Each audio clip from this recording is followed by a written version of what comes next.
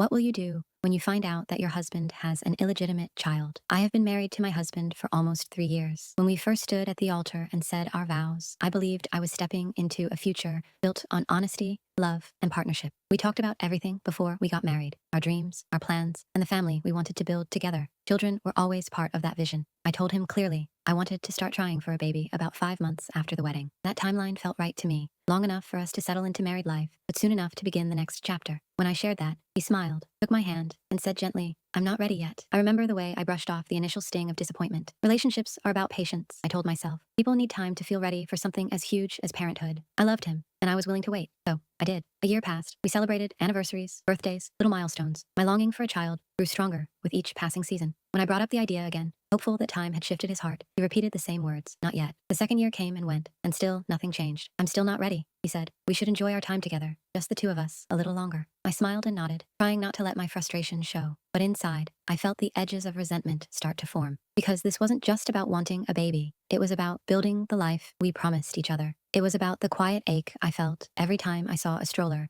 pass by on the street, or when friends shared ultrasound pictures in group chats. It was about the empty second bedroom I had mentally decorated 100 times over but never touched. I told myself I was being understanding, that love required compromise, that when he was ready, it would happen, and it would all be worth the wait. But as the months turned into years, I started to wonder if we were even walking toward the same future anymore. Then, one night, something changed. It wasn't planned, no calendars marked, no ovulation tracked, just a spontaneous, intimate night between husband and wife. For the first time in a long time, it felt like maybe fate was stepping in where patience had failed. The next morning, though, brought me crashing back to reality. As I was still wrapped in the warmth of that closeness, he handed me a small pack of pills. "Take these," he said lightly, "just in case." I held them in my hand, staring at them in silence. Something inside me cracked wide open. I had waited. I had been patient. I had respected his timeline over and over again. But what about mine? How much longer was I supposed to pause my dreams for someone who didn't seem to care about them? That morning, I made a choice, one that still echoes in my mind. I smiled, pretended to take the pills, and didn't. It wasn't out of spite. It was out of desperation. I just couldn't keep putting my life on hold while he continued to stall. I wanted to be a mother. I was ready. And if he wasn't going to take that step with me willingly, I wasn't going to let him hold me back from taking it myself. A month later, I stood in our bathroom, barefoot on the cold tile, staring at two pink lines as if they could rearrange themselves if I blinked hard enough. My hands were shaking, but not from fear. It was relief, first hot, dizzying relief that made me press my palm to the mirror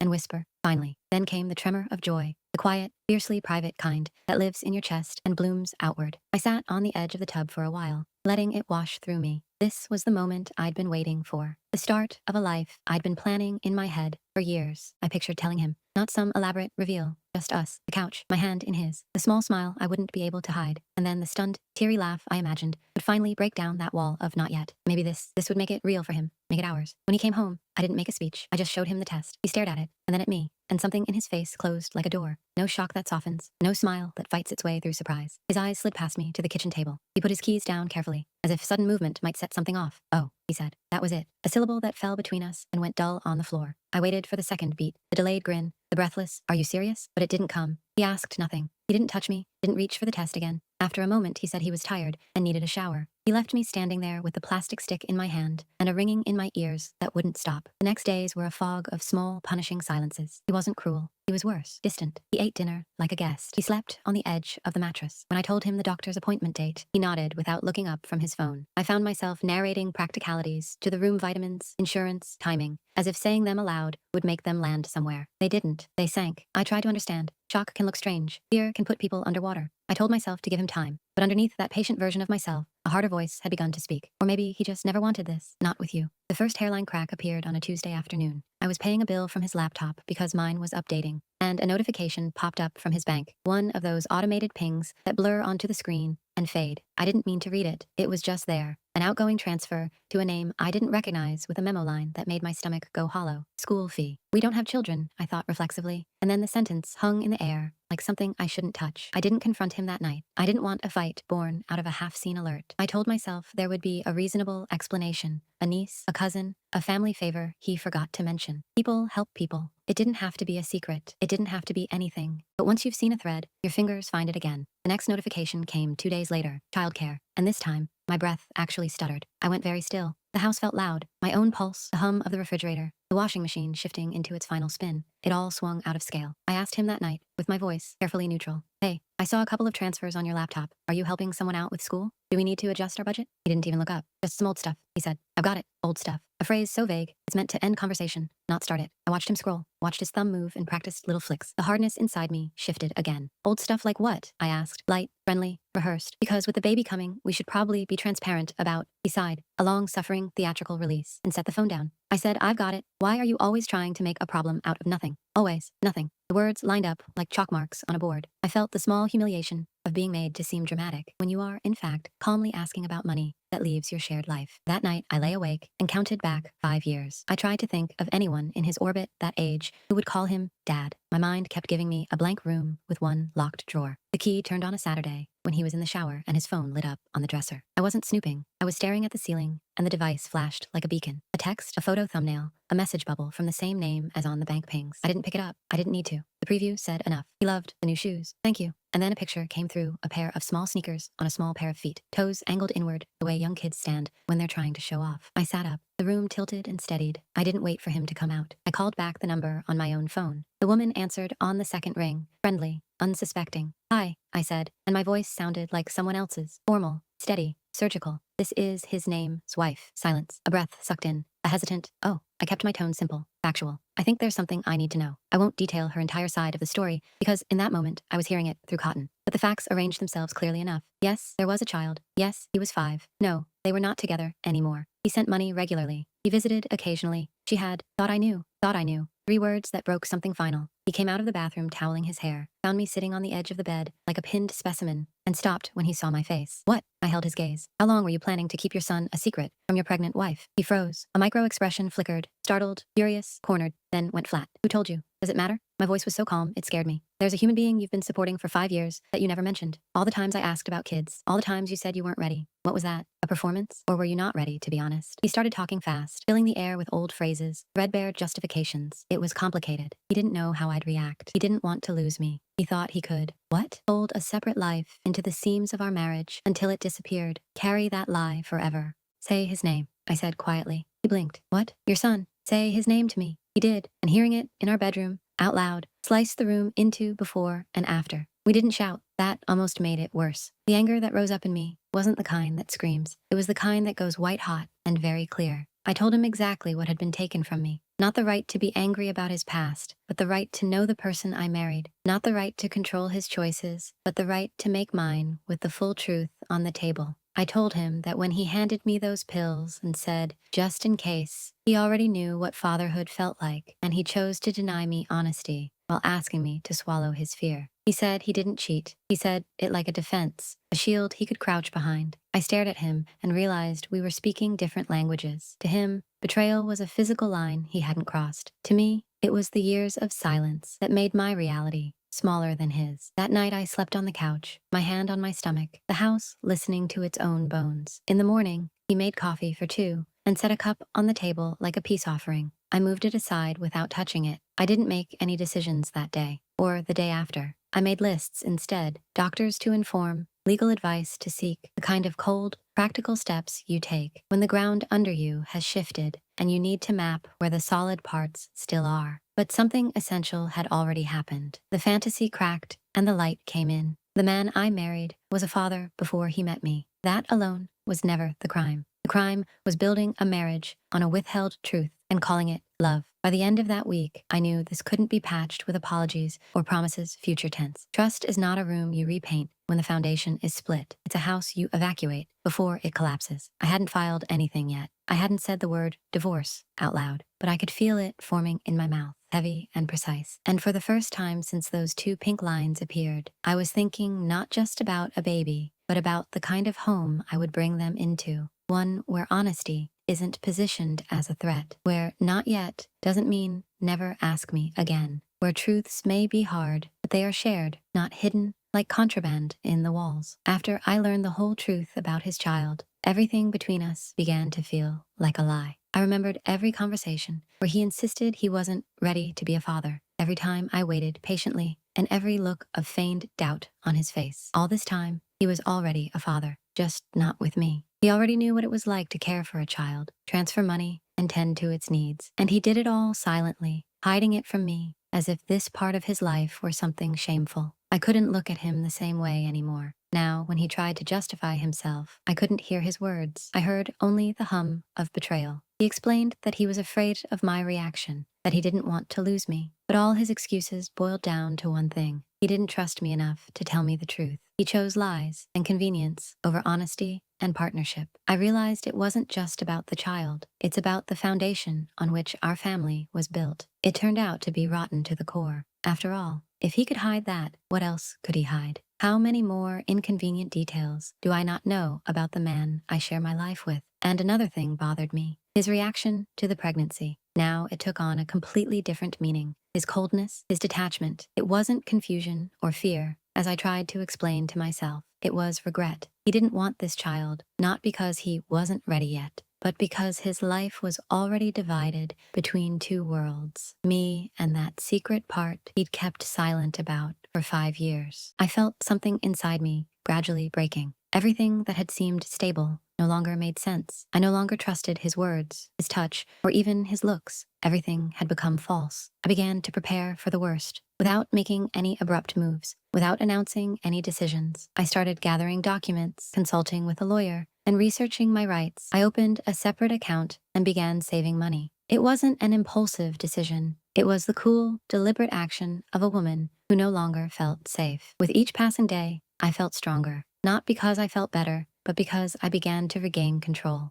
I stopped asking him about the future, stopped discussing the details of the child. All of this now only made sense in the context of my new reality, me and my child without him. I increasingly found myself thinking that I didn't want my child to grow up in a house where lying was considered the norm, where a father could hide an entire life and still claim that nothing had changed. I didn't want my future to depend on a man for whom honesty was an option, not a foundation. And at some point, I realized I no longer expected him to change. I don't expect him to apologize or fix anything. I don't expect us to start over. I'm only waiting for one thing. The moment when I can put an end to this. That moment came when I went to the lawyer's office and signed the first set of documents. The paper felt cold in my hand, but inside I felt a little warmer. Not from joy, but from the realization that I was getting my life back. That my child would be born not in a house built on lies, but in a house where truth is the norm. I didn't know what would happen next. I didn't know how many tears there would be, or how many times I would want to undo everything.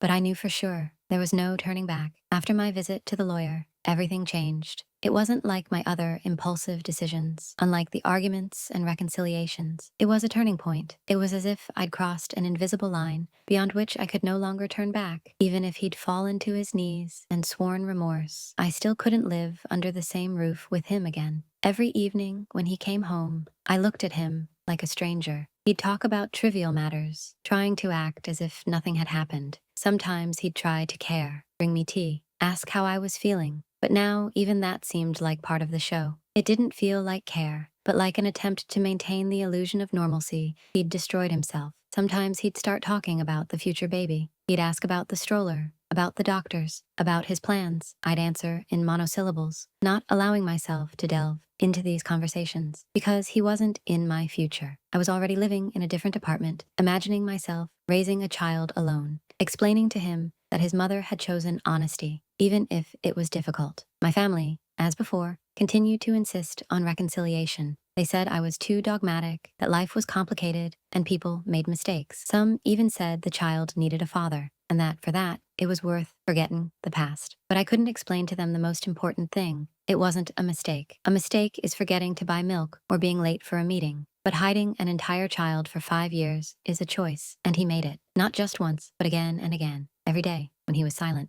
Sometimes, at night, I would wake up and stare at the ceiling for a long time. I remembered how it all began. His smile, his promises, how he held my hand and talked about the future. And each time I felt a stab of pain at how easily everything built over years could be destroyed by a single betrayal. And then I remembered the moment he said, "I'm not ready." Now I realized it wasn't the truth, but a convenient way to hide a secret. He didn't want another child, not because he didn't feel ready, but because he was already living a double life and was afraid it would come out. Gradually, I began to notice other little things that had previously seemed unimportant. Sudden money transfers, which he explained as bills, frequent phone calls that sent him into another room. It all began to fit together. And with each new detail, I was convinced I was doing the right thing. I didn't yell. I didn't make a scene. I simply remained silent, and this silence turned out to be more terrible than any argument. It hung between us, weighing on him more than any words. He felt himself losing control and was starting to get nervous. One day, he cautiously said that he wanted to start over and rebuild trust. But I knew trust can't be restored. It can only be preserved. A couple of weeks later, I packed my suitcase. Not everything, just the essentials. I decided to grab the rest later. I told him I was leaving. No tears, no shouting, just a fact. He looked at me for a long time, silently, as if he couldn't believe it was happening. And then he told me I was making a mistake. But deep in his eyes, I saw fear. Not the fear of losing me, the fear of being confronted with his own lie. When the door closed behind me, for the first time in a long time, I felt light. Not joy, not happiness, but light, as if I'd cast off the weight that had been weighing me down all these years. I knew things would be difficult ahead, but I also knew that now everything would be fair. And that was what mattered most. The first weeks after leaving were the hardest of my life. I found myself in a new place, a rented apartment, where I moved with just a bag and a baby in my arms. Everything seemed foreign, the walls, the furniture, even the air. But there was also a strength in this strangeness. This was the life I had chosen, without deception, without the constant fear of discovering something new that would destroy my vision of my own marriage. I began slowly, almost anew, to rebuild myself. I made a to-do list, looked for a job, thought about the future child. Sometimes I sat in the kitchen with a cup of tea and thought, how will I explain to him why we aren't a family? How can I tell him that his father wasn't ready to be honest? But that doesn't mean he didn't love me. I didn't yet know the answers, but I had time to find them. Meanwhile, he didn't give up. He called. At first, rarely and cautiously, then persistently. He wrote long messages about missing me, about how he'd realized everything, about wanting to be a part of our child's life. He said he'd do anything just to have me come back. One time, he even drove up to our front door and stood under the windows, hoping I'd come out, but I didn't. Not because I wanted to hurt him, but because I understood that going back wouldn't change anything. We'd lived the same lie, only now it would be even harder. My family, too, continued to try to influence me. The child needs a father, they kept saying. You'll regret it later, others said. Some even hinted that I was acting selfishly. But at one point, I realized this wasn't their story anymore. It was my story and my child's, and no one but me would be held responsible for the consequences of this decision. The hardest part was that he finally tried to meet me in person. It happened suddenly. I was returning from the doctor's appointment, and he was waiting outside my house. He looked different, haggard, tired, as if he'd aged in those weeks. And for the first time in a long time, he didn't offer prepared phrases about forgiveness and love. He simply stood there and told me how it all began. That back then, 5 years ago, it was a mistake he himself regretted, that he was afraid to tell me because he didn't want to lose me, that he was ashamed, that he didn't know how to confess. I listened silently, without accusations and without pity. And only once did I interrupt him, to say that all of this could have been discussed earlier, that I needed to know this not now, when everything was destroyed, but back then, when we were building our marriage. He nodded and said he understood, and that he would still be there for the child, even if everything between us was over. At that moment, I felt neither anger nor relief, but a strange calm, as if everything had fallen into place. Yes, he was a father. Yes, he had a right to know his child. But that doesn't mean he'll be a part of my life again, the way he once was. Life was gradually taking a new direction. I no longer felt like the woman who once waited for her husband's permission to become a mother. Now I made my own decisions. I chose what our life would be like, and there was far more power in that choice than in any forgiveness. And one day, as I sat in the kitchen, rubbing my belly, I suddenly caught myself smiling. Not because everything had become easy. No, there were still many difficulties ahead, but because for the first time in a long time, I was honest with myself. And honesty is exactly what I'd been missing all these years. There was only one final chapter left in this story, a meeting I couldn't avoid. It was supposed to happen after the baby was born, and it would show whether he had truly changed or if it would be the same lie again, only in a new wrapping. The birth wasn't easy, but when I heard my baby's cry for the first time, everything else ceased to matter. This little person became the center of my world, and I was willing to go through anything for him. I held him in my arms, examined every feature of his face, and thought, now everything will be different. Now everything is just beginning. He, the father, found out about the birth right away. He wrote briefly. He wanted to see the baby, that he wanted to be a part of his life. I thought for a long time about whether to agree, not because I wanted revenge, but because I was afraid. Afraid to let him again destroy the fragile peace I had begun to build. But then I realized, this isn't about the two of us. This is about my son, and he has the right to know his father, no matter who he is. We met at the hospital. He entered the room slowly, as if afraid of being chased away. And when he looked at the baby, his eyes filled with tears. Not pretentious, not dramatic, real, quiet ones. He asked if he could hold the baby, and I allowed him. I looked at them and felt a storm of contradictions rise within me. Anger, pain, resentment, but also understanding. Not for him, for this little creature who deserves to know he's loved by both parents. We talked for a long time, without grandiose words or promises. He didn't ask me to come back, and that was perhaps the only sign of respect I was expecting. He said he understood he'd ruined everything between us and didn't expect forgiveness, that now his only goal was to be there for the child, to help, to care for, and to earn his trust, if not mine. I replied that I didn't know if I'd ever be able to trust him like I used to, that there might never be love between us again, that I wasn't going to take revenge, and I wasn't going to turn our son into a tool for settling our differences. We both made a choice, and now we must live with its consequences. He nodded and said, I understand, and I'll still be there, no matter how much time passes. Since then, we've learned to rebuild our lives, not as husband and wife, but as parents. We no longer have shared plans, nights spent together, or conversations until the early hours, but we do have a child together. And for his sake, we're both learning to be better, each on his own side. Sometimes when he comes to visit our son, I catch myself thinking that I no longer feel the burning anger that once lived within me. It's given way to something else. Peace, acceptance, the understanding that life doesn't have to go according to plan to be right. And if I once thought my story ended the day I filed for divorce, I now realize it was only just beginning. I didn't ruin my life. I saved it. I didn't lose my family. I created a new, honest, and real one. And when my son smiles in his sleep, I know it was all worth it. All the tears, fears, doubts, it was all on the way here, to that point where there are no more lies, where I no longer ask permission for my happiness, where I decide for myself what our future will be.